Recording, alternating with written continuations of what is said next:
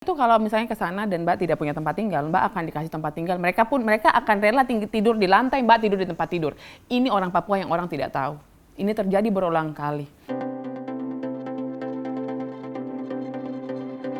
Saya pikir bukan cuman orang biasa aja ya yang ngerasa dampak dari pandemi ini. Saya pikir orang yang kaya aja pasti juga ngerasa kok. Sekarang itu mau ngapa-ngapain tuh mikir gitu. Apalagi mau membeli sesuatu yang mungkin dulu masih bisa kayak lucu beli gitu, sekarang malah mikir lucu tapi butuh nggak jadi kayak masih ada pertimbangan khusus ya, karena suka tidak suka memang pekerjaan atau jumlah pekerjaan jadi berkurang pasti kan, jadi ya pasti berubah. Kalau tentang gaya hidup yang kayak pakai hand sanitizer tidak, karena dari dulu memang saya takut bakteri kan, jadi memang semuanya pasti ada hand sanitizer dalam tas. Tapi kalau untuk ya perekonomian, kerjaan pasti sangat merasa banget perbedaannya. Setiap hari saya coba untuk keluar rumah dan saya membagikan makanan di jalan, entah saya beli dan saya bagikan atau saya masak sendiri dan saya bagikan. Tapi saya pikir sebelum pandemi aja banyak orang yang membutuhkan di jalanan gitu loh, apalagi setelah pandemi. Dan saya pikir kita itu mau bersedekah, mau memberi, tidak usah dipikir nilainya berapa gitu loh, tapi niat kita kan mau membantu bersedekah itu nanti urusan kita lah sama Tuhan gitu. Cuman saya pikir mau sekecil atau sebesar apapun, kita tidak pernah tahu orang yang kita kasih itu gimana kan.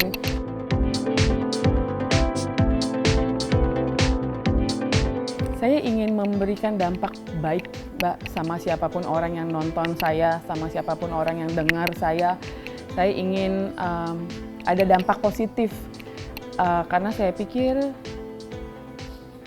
itu yang tadi saya bilang ya, hal yang kecil buat kita belum tentu kecil buat orang lain. Jadi untuk membuat perubahan harus dari kita dulu. Untuk membuat perubahan kecil besar itu pun kita harus perlahan-lahan, dan kalau kita niatnya baik pasti ada jalan gitu. Dan saya memang tujuannya memang untuk memberikan dampak positif sih, Mbak. Karena saya pikir terlalu banyak hal-hal yang gampang orang lakukan tanpa dipikir ya. Dan saya sangat-sangat berhati-hati. Saya pikir dunia ini butuh orang-orang yang tidak apa-apa dunia berubah, tidak apa-apa dunia berkembang. Tapi ada hal-hal yang tidak boleh kita rubah gitu loh. Ada hal-hal yang tetap harus pada prinsipnya, ada hal-hal yang terus ini nih yang saya pengen dorong. Kayak karena dunia berubah karena semua orang melakukan hal yang sama, belum tentu itu benar kan gitu loh. Jadi tetap harus ada norma-norma. Jadi saya pengen bercita-cita, saya pengen jadi menteri banget. Itu tujuannya untuk membuat perubahan sih, Mbak. Menurut saya ketika saya waktu itu saya melakukan ini dengan saya jalan ke daerah-daerah dengan biaya saya sendiri, saya tidak pernah minta sponsor. Terus saya lihat begitu berdampaknya ketika saya datang dan saya ngomong sama mereka kalau mimpi itu mungkin kok. Ayo lu harus mimpi, lu jangan diem aja, lu jangan pikir bahwa perempuan itu cuma sebatas di dapur gitu. Dan ternyata saya menginspirasi banyak sekali perempuan-perempuan daerah. Dan setelah itu mimpi saya jadi menteri pendidikan ya, tapi maksud saya entah itu mimpi pendidikan, entah itu perempuan, entah itu sosial, intinya itu pengen membuat perubahan yang baik. Dari kalau menteri pendidikannya dari pola pikir, dari menteri pemberdayaan perempuan juga dari pola pikir perempuan, semua itu menurut saya dari pola pikir ya. Jadi saya benar-benar ingin dari menteri sosial pun saya harus gimana caranya untuk saya membuat orang Indonesia punya pola pikir bahwa memberi itu semua orang bisa gitu loh, semua orang bisa membantu. Jadi semuanya tuh intinya untuk membuat perubahan.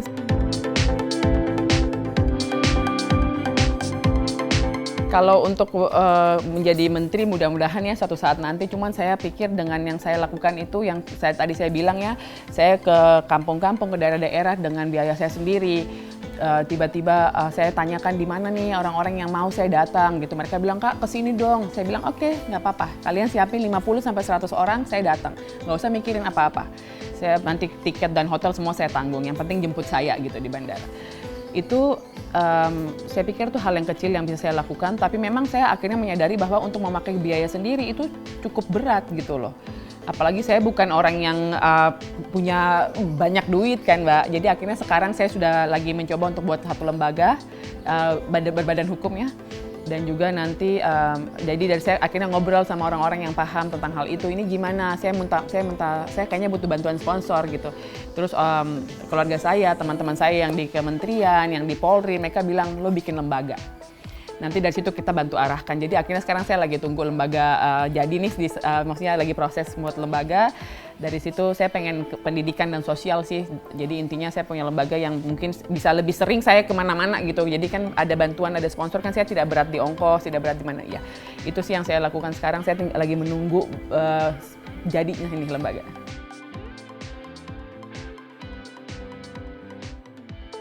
Kalau saya suka modeling dong. Saya walaupun saya putri Indonesia dulu ya, tapi saya suka modeling banget.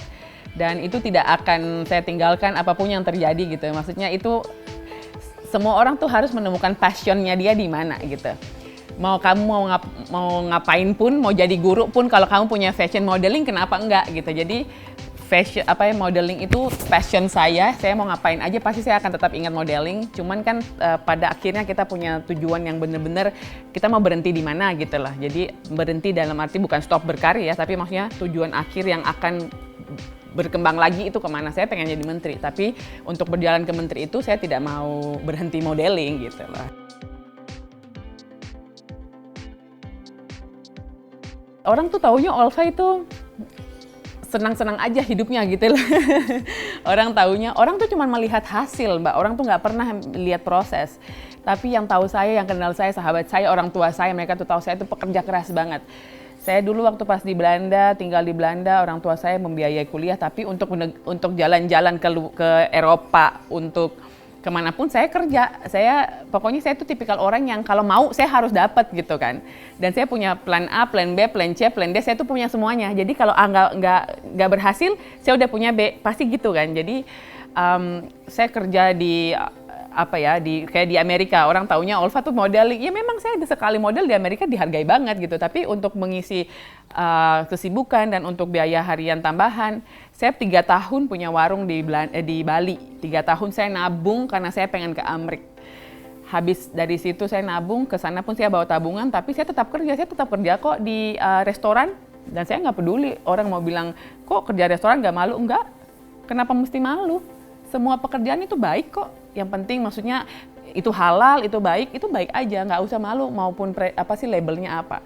Jadi orang taunya orang tuanya kaya, amin. Jadi kayak bapak ibu saya ya alhamdulillah cukup gitu, tapi tidak pernah yang membanjakan kami dengan uang. Jadi kalau dari kecil kami diajarkan, kamu mau apa? Kalau mau handphone baru, saya tuh inget banget, abah saya tuh nanya mau apa, saya bilang saya mau handphone gitu. Abah saya oke, ya udah nanti tunggu raport ya gitu. Jadi saya selalu ranking 1 karena emang kalau kamu mau kamu ranking gitu loh. Jadi emang kami semua, maaf ya bukan sombong, tapi kamu semua tuh intelektual gitu, pinter-pinter karena emang dituntut sama orang tua pendidikan kan. Mau ngapa-ngapain harus ranking, mau ini mau itu harus ranking. Jadi ya kita berjuang banget. Jadi orang tuh cuma taunya Olva itu di atas panggung, orang tidak tahu bahwa di belakang panggung Olva juga nyari duit gitu loh. Tapi saya bangga banget dengan hal itu. Saya tidak pernah malu untuk cerita itu karena saya pikir itu yang membuat saya jadi saya sekarang gitu loh. Jadi saya tetap walaupun sudah di atas, saya tetap ingat bahwa saya dulu susah juga gitu.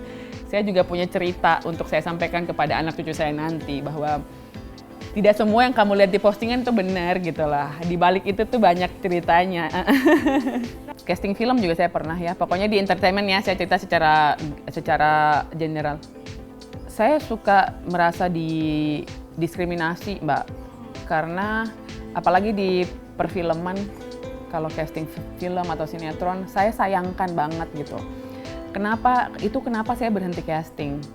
Karena bukan berhenti casting dalam arti saya tidak mau lagi untuk masuk dunia entertainment, tidak.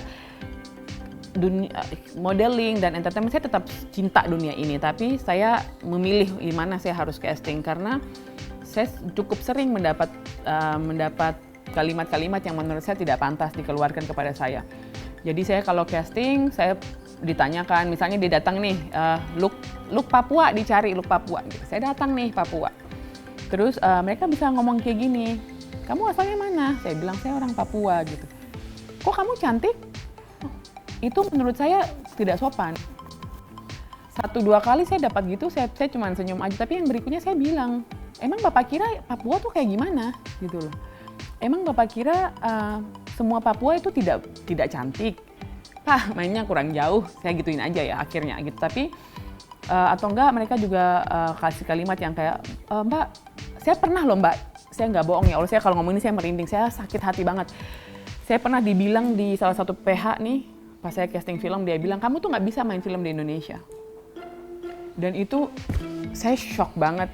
Terus saya cuman pulang tuh saya diem ya Mbak, saya tuh memproses sesuatu tuh agak, saya shutdown gitu orangnya. Jadi saya pulang terus dia bilang kayak gitu, kamu nggak bisa di Indonesia tuh nyarinya Papua yang biasa aja.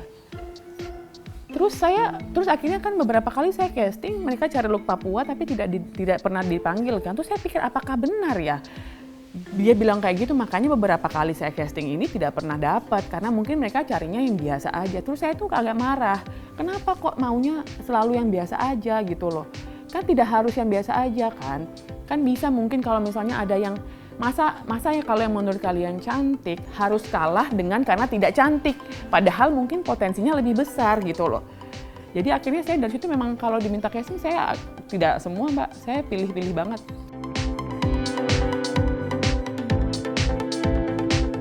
Kesel banget. Kesel.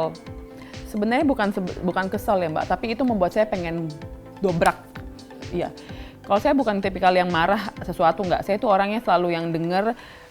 Kalau kata abah saya itu observation banget orangnya. Saya tuh ngobserve gitu apa sih mereka tuh maunya apa, cari apa. Terus saya lihat, oh jadi ini ternyata image-nya tuh semua sama gitu loh.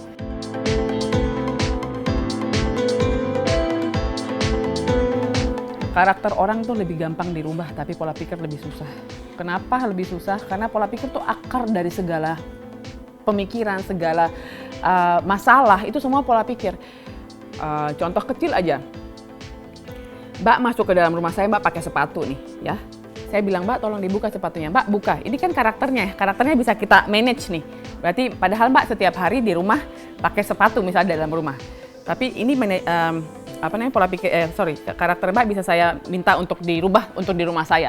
Tapi pola pikir Mbak mungkin bakal pikir di dalam kepala, kenapa gua harus buka sih? Walaupun Mbak buka nih. Tapi Mbak bakal pikir kenapa gua harus buka? Biasanya gua kayak gini. Ini kan pola pikir ya, jadi tetap ngakar. Nah, menurut saya pola pikir itu penting banget Mbak di dalam semuanya. Jadi apapun masalah kita, dunia itu luas ya, begitupun pandangan. Nggak boleh cepat banget ngomong komentar tentang orang, nggak boleh cepat banget gini, nggak boleh. Kita harus mencoba untuk berdiri sebagai dia, pakai sepatunya dia, baru kita tahu nih orangnya kayak gimana. Jadi sebenarnya pola pikir bangsa Indonesia sih Mbak, dari ujung masalahnya tuh, dari akar masalah tuh pola pikir. Berita ini jangan cuma yang gitu-gitu aja, jangan yang bikin orang jadi takut ke Papua dong. Beritanya juga yang bagus-bagus, yang baik-baik, supaya orang juga pengen ke Papua. Yang tadi Mbak bilang betul, orang di jalan-jalan ke Singapura, ke Hong Kong tuh belum kaya kalau belum ke Papua. Kita aja bolak-balik Papua yang sering ini, satu kali berangkat 6 juta minimal Mbak. Pulang balik 12 juta, itu kalau hari biasa loh. Belum kalau hari lebaran, Masya Allah, bisa 4 kali lipat, 5 kali lipat sekali jalan, ekonomi kelas loh Mbak, bukan bisnis. Jadi kayak, tolong dong media, kakak-kakak, adik-adik Mbak Masnya yang di media, ayo bikin juga, viralin juga gitu, yang bagus-bagusnya, yang baik-baiknya, yang orang di sana tuh toleransinya tinggi banget, itu diviralin. Setiap ada lebaran, kita sholat nih kan di lapangan, itu yang bagiin koran, bagiin tikar orang Nasrani. Iya kan? Itu kejadian setiap tahun di Papua loh Mbak. Ini kan nggak diangkat media. Harusnya yang kayak gini untuk mengurangi diskriminasi dan untuk mengurangi rasisme ini tuh diangkat. Toleransinya kita tuh tinggi banget loh di sana. Nanti kebalik ya, pas Natal orang butuh speaker, orang Islam kasih tuh speaker. Saya merinding ngomong karena setiap tahun kayak gini. Kita tuh lihat pakai mata kepala. Saya tiap tahun kan pulang ya, Lebaran insya Allah. Natal juga pulang kalau misalnya liburan panjang. Jadi kita tuh bener-bener yang kayak ini kenapa sih media gini banget? Tapi kita kan powerless. Kita mau tidak punya media besar banget kan. Kita kalau saya cuma satu orang ngomong gimana gitu. Seviral-viralnya juga nggak seviral itu.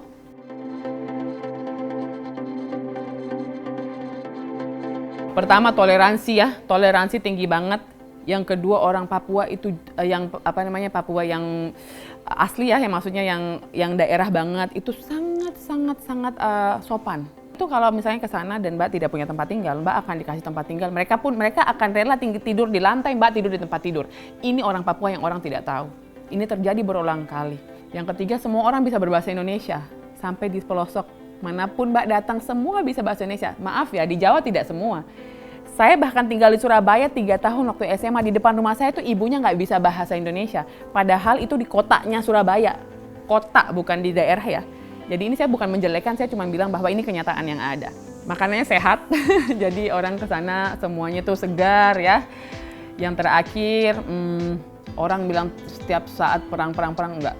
Itu nggak betul sama sekali. Jadi orang di sana saling sayang banget, apalagi yang tinggalnya udah dari kecil ya, saling sangat-sangat menghormati banget. Saya di Timika itu memang saya yang paling suka marah kalau mereka mabuk misalnya. Jadi kalau mereka udah ngeliat saya, mereka kabur, takut soalnya sama saya. Tapi kita baik, dari kecil udah sama-sama kan gitu. Jadi itu, jadi yang tidak semua orang pemarah atau perang seperti war ya, at war, tidak semua orang perang seperti yang diberitakan.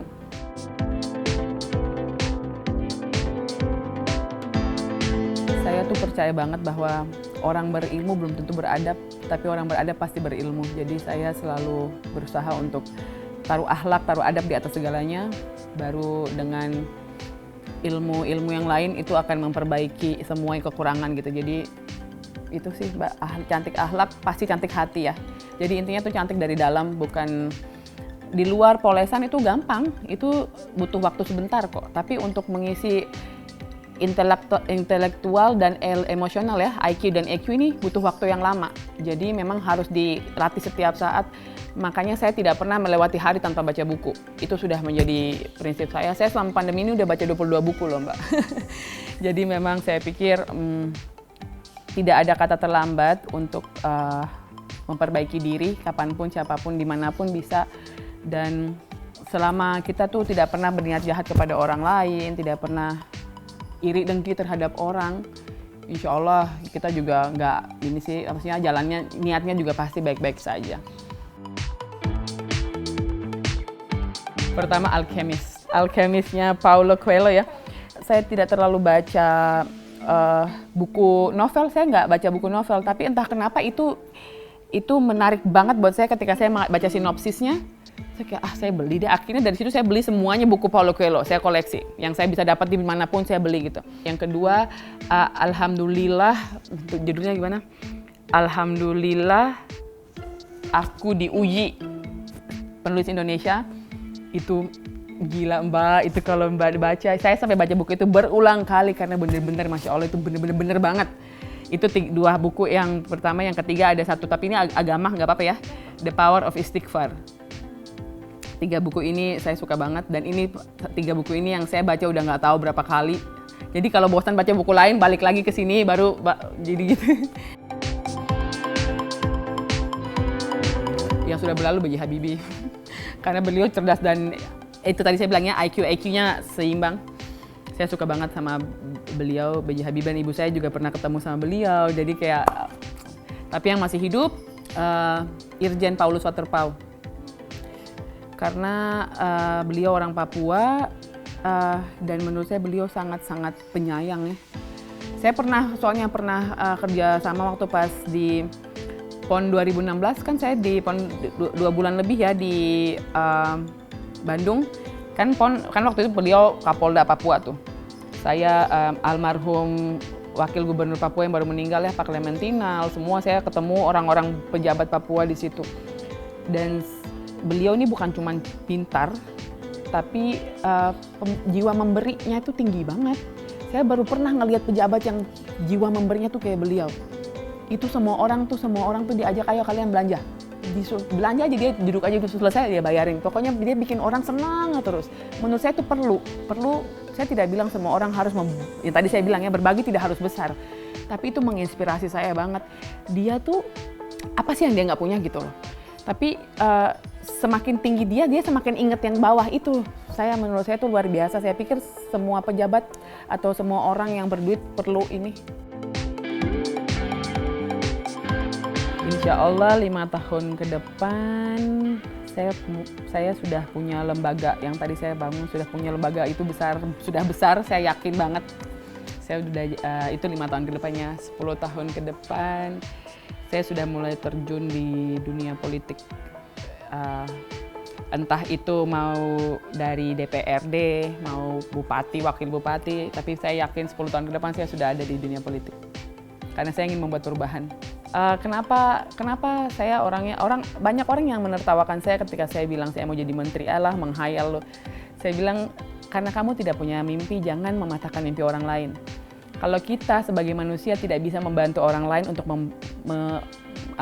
meraih mimpinya, setidaknya yang kita bisa lakukan tuh jangan membunuh mimpinya. Pertama, yang kedua, mimpi itu possible, mimpi itu mungkin kok. Yang penting saya tuh punya prinsip ya, bermimpi, bekerja keras, berusaha ya, berikhtiar, berdoa, berzikir, bersedekah. Saya nggak pernah, ini pokoknya semua saya punya 9B, tapi intinya bermimpi, berusaha, berikhtiar, dan berdoa, apapun itu, berusaha semaksimal mungkin, doa semaksimal mungkin. Nggak mungkin kok kalau kamu doa, kita semua rajin doa, nggak satupun ngedengar sama Allah, nggak mungkin gitu. Jadi pasti didengar, yang penting sabar, yang penting terus berjuang gitu. Itu sih yang saya selalu ingin kasih tahu kepada semua yang dengar. Kamu punya hak untuk bermimpi, mimpi kamu tuh valid, semua orang punya hak yang sama. Kita tidak akan, kalau kita bagaimana kita mau dikasih mimpi kita sama Tuhan kalau kita aja nggak mau berusaha, nggak mau minta, nggak mau doa gitu loh. Jadi harus berusaha, harus doa, dua-duanya harus sama-sama biar dikasih. Dan kalau yakin pasti akan dikasih. Tuhan nggak akan ngasih ke kita kalau kita aja ragu mau nerimanya gitu loh. Jadi harus yakin diterima, pantaskan diri kita untuk menerima mimpi kita. Maka disitulah mimpi kita akan terwujud insya Allah.